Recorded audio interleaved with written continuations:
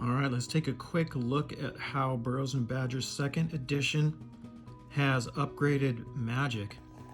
They've really basically just added more archetypes than in first edition. So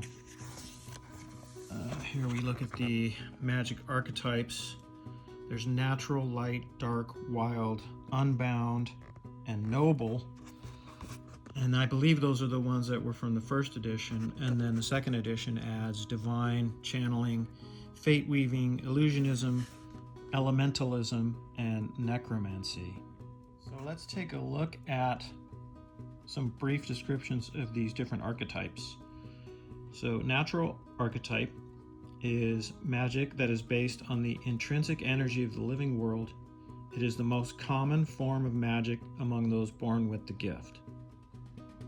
Natural magic is fortitude based, and cast roll-offs are made using the caster's fortitude stat versus the spell's difficulty. And then you have light archetype. Light magic is typically used by priests, monks, and other holy or noble warriors. It is mostly concerned with protection and defense. Light magic is presence-based, and cast roll-offs are made using the caster's presence stat. Dark magic is forbidden in many civilized places, but it is powerful and cruel, and there will always be certain beasts attracted by that. It is mostly used to exercise power over another's life force. Dark magic is fortitude-based, and cast roll-offs are made using the caster's fortitude stat. And then we have wild magic. It is derived from the power of ancient forests, misty marshes, and the deep dark places of the world. Wild magic is fortitude-based, and cast roll-offs are made using the caster's fortitude stat. And then unbound magic. It is not tied to any particular source of power. It is the result of study and testing over many years by inquisitive mages. It is viewed as a civilized, scientific form of magic. Unbound magic is presence-based, and cast roll-offs are made using the caster's presence stat. Noble magic, or high magic, is widely regarded as magic in its purest form. It is entirely non-destructive and is focused on transforming the world and the things in it. Noble magic is presence-based, and cast roll-offs are made using the caster's presence stat. Divine magic is typically used by priests, monks, and witch hunters. Rather than being true magic, it is instead linked to faith in the user's chosen deity. It functions just like magic, using the cast action, and roll-offs are affected by the caster wearing armor, just like any other magic. Unlike all other magical archetypes, each spell chosen from the divine archetype at band creation or when hiring new recruits does not inflict the weak one and delicate one skills. However, each spell must instead be paid for with pennies. They cost 5 pennies each. Divine magic is a fortitude based, and cast roll-offs are made using the caster's fortitude stat.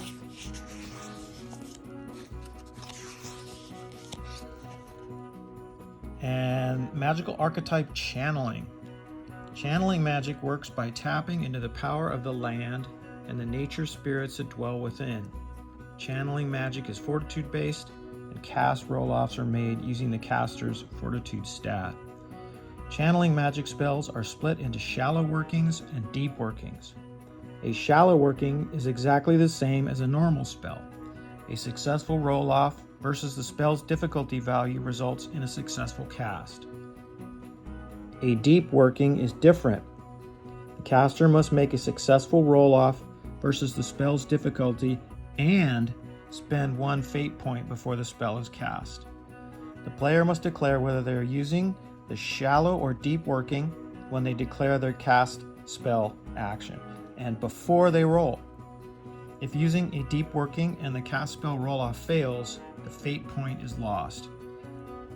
And there's a note here that says casting the deep working only casts the deep working version, not both the shallow and the deep versions.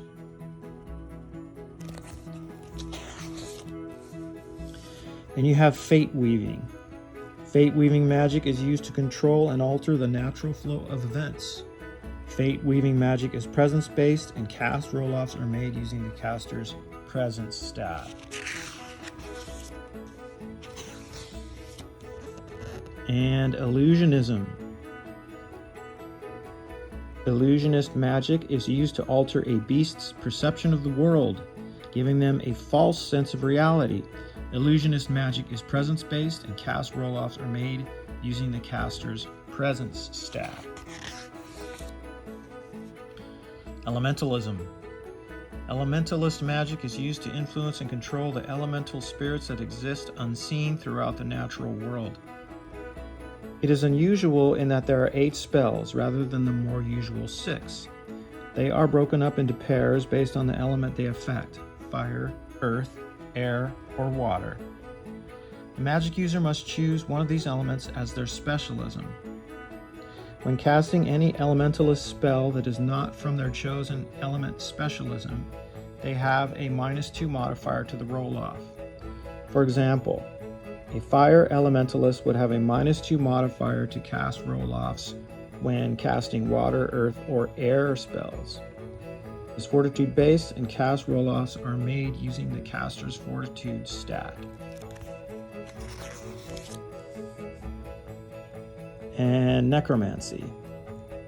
Necromantic magic is used to summon and control spirits and ghosts. Necromantic magic is fortitude based, and cast roll-offs are made using the caster's fortitude stat. Alright, so let's take a look at a few of these spells under each of these archetypes and see what kind of interesting stuff they have.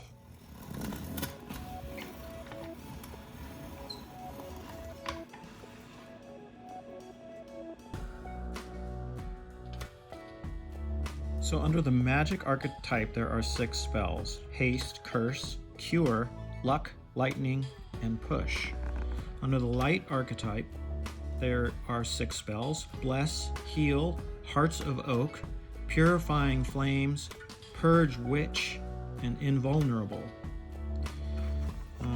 For the dark archetype, there are 6: pain, control, paralyze, the horror, rage, and life eater.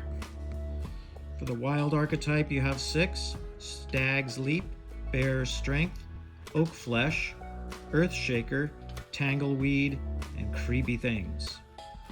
For the unbound archetype, you have 6: Bletchley's cloak of concealment, Van Rubel's acceleration, Morglum's fiery blast, Burrows' distant fracturing, Sangram's portable protector, and Mangar's mystical blade. Noble archetype: the gate, transpose, channeling, dampening, radiance, and revelation. Magical archetype divine has 6: circle of protection, healing hands, blessing, holy zeal, smite the unholy, light of our Lord or Lady. Channeling archetype has 6: crush, regrowth, plague, the marsh, surge, and the mists. Magical archetype fate weaving has 6: fate's twist, fate's path, delay, evade, fate's ebb, and bright path. And illusionism has 6: lure of gold, swarms, terrify, mortal wound, duplicate, friend or foe. And then you have the elementalism archetype, which has 4 different specialisms: fire, water, earth, and air. And then the big one, necromancy, has 8 spells. So dance macabre, leeching grasp, uncontrollable fear, doom bolt, invigorate, curse of the centuries, drain thrall, and raise. So now we'll go back and kind of look through these and see which ones might be really interesting to check out. So let's start with the natural archetype. A lot of these spells remind me of the same names as D&D spells, but we'll see how similar they are. Let's check out Curse. All right, Curse. Bad luck and ill omens pour forth from the caster, spelling disaster for their foes. It's a difficulty 3, 18-inch range. The effects. The target's next roll-off has a -2 modifier. And then the ingredients, if you use Bloodwort, the target's next roll-off has a -3 modifier instead of -2. That's cool. And Mandrake. The modifier lasts for the rest of the turn. All right, let's pick one from the light archetype here. Either Purifying Flames or Purge Witch sounds kind of cool. Let's check out Purge Witch. Using their will, faith, and courage, the caster's soul battles with a heretical enemy. Difficulty 0, range 24 inches. The effects: the target must be an enemy magic user. The spell is automatically cast, but the target of the spell will try to resist. Make a presence versus presence roll-off. If the target model wins the roll-off, or the roll-off is drawn, the spell is resisted and fails. If the caster wins, the target model suffers wounds equal to the result, and armor does not reduce this, but tough skills do. So ingredients: Blessed Water will add a +2 to the caster's roll, and Fate Point. The caster may spend a Fate Point to add +5 to the cast presence roll. All right, let's pick something from the dark archetype. The horror just jumps off the page there, or Life Eater. Let's check out Life Eater. All right, Life Eater. The caster draws life force from a foe and absorbs it. Difficulty 2, 18 inches. It's classified as a shooting spell. And the effects: the target model suffers wounds equal to the result. Armor does not reduce this, but tough skills do. The target model may roll their fortitude and reduce the wounds taken by the amount rolled. If wounds are caused, the caster may heal an equal number of their own wounds. If no wounds are caused, the caster suffers D4 wounds from magical feedback, unaffected by armor or tough skills. And ingredients: Amanitas. Add +1 to the caster's roll. Belladonna. The wounds absorbed may be transferred to another wounded model within clear line of sight, which does not have to be within range, instead of absorbed by the caster. Fate Point. The caster may spend a Fate Point to add +5 to the cast fortitude roll. All right, next we have the wild archetype. Stag's Leap, let's see, Bear Strength, Oak Flesh, Earth Shaker, Tangleweed, Creeping Things. Let's try Earth Shaker. That sounds pretty interesting. Reaching to the bones of the earth, magic tears the land asunder. Difficulty 5, range 24 inches. Choose a terrain piece. Any model in base contact with it suffers D8 wounds, and any model within 2 inches of the terrain piece suffers D6 wounds. Armor and skills reduce this as normal. Measure the largest dimension of the terrain piece in inches. If the cast roll-off is higher than that number, the terrain piece is destroyed. Remove it from the tabletop.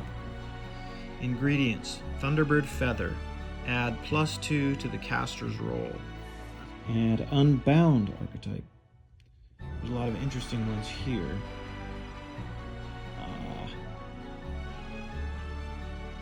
Let's try Acceleration.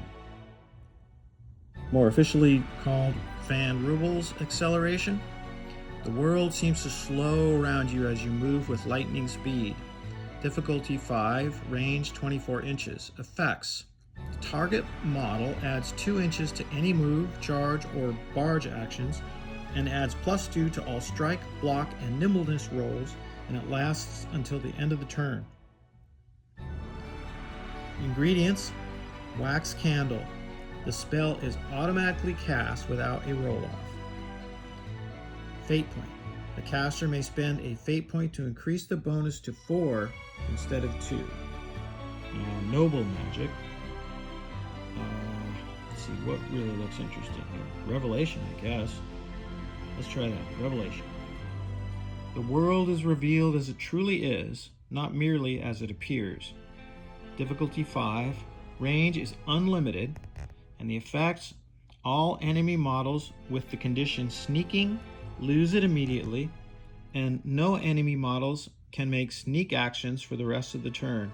There are no ingredients. Now, with Divine Archetype, we start getting into some of the new spells for this edition. Although I would have to compare if any of the old spells were actually updated, but these are all new spells for the second edition. All right, so Circle of Protection, Healing Hands, Smite the Unholy. Let's try that one, Smite the Unholy. Okay, so Fire from the Heavens strikes those who consort with mystical powers. Difficulty 3, range 12 inches. It's classified as a shooting spell. This spell causes D6 wounds, ignoring any tough from armor, and causes the condition burning to one magic user or a model with the uncanny skill, and there are no ingredients listed. Next up, Channeling Archetype. Oh boy, I think we should probably check out Plague. The tiniest parts of the natural world are at the caster's control, as bacteria and molds assault their enemies. Difficulty 4, range 12 inches. So for the shallow working version, racked with pain and nausea, the target model gains the condition stunned. Lasts until the caster takes a wound or the distance between the caster and the target model is greater than 18 inches.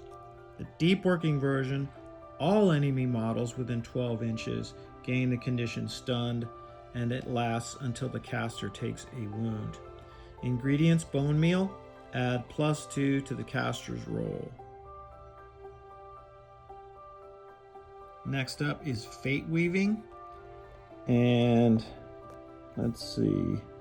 Let's try Evade.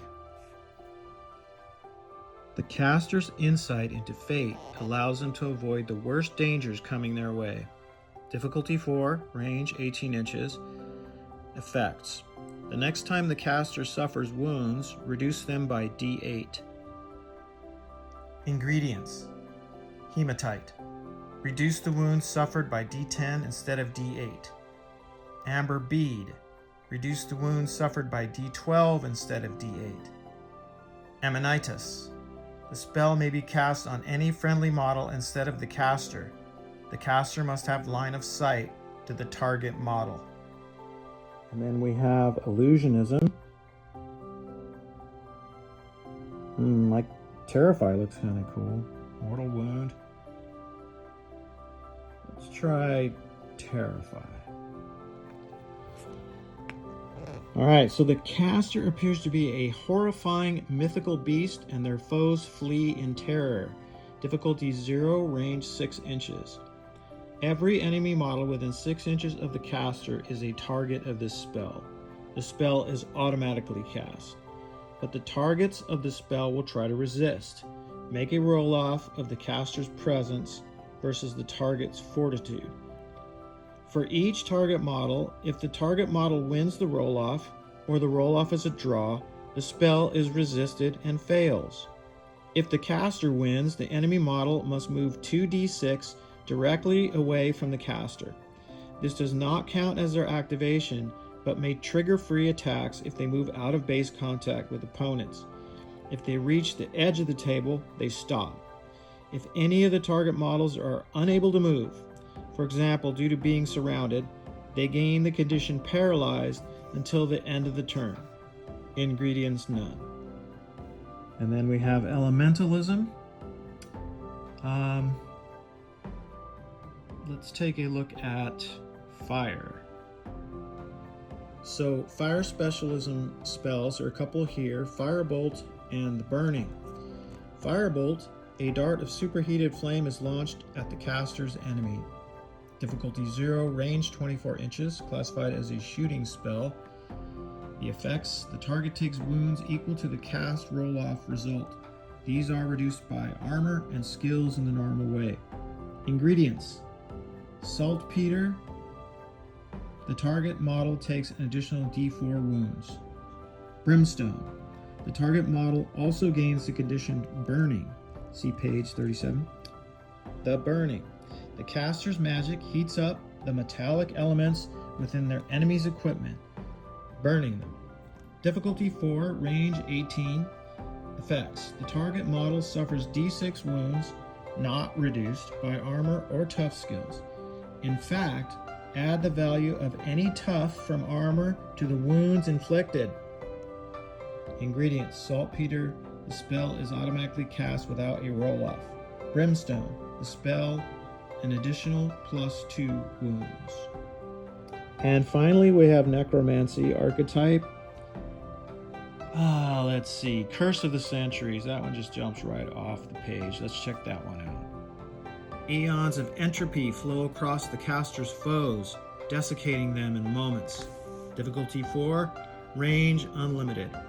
Effects: the target enemy model suffers 6 wounds this turn, unaffected by armor or skills, but they may roll their fortitude stat and reduce the wounds suffered by the amount rolled down to a minimum of 1 wound. At the start of the next turn, they suffer another 6 wounds, then on the following turn another 6 wounds, and so on. The spell ends if the caster suffers a wound, is taken out of action, or if the target model uses or has used upon them a healing potion. No ingredients.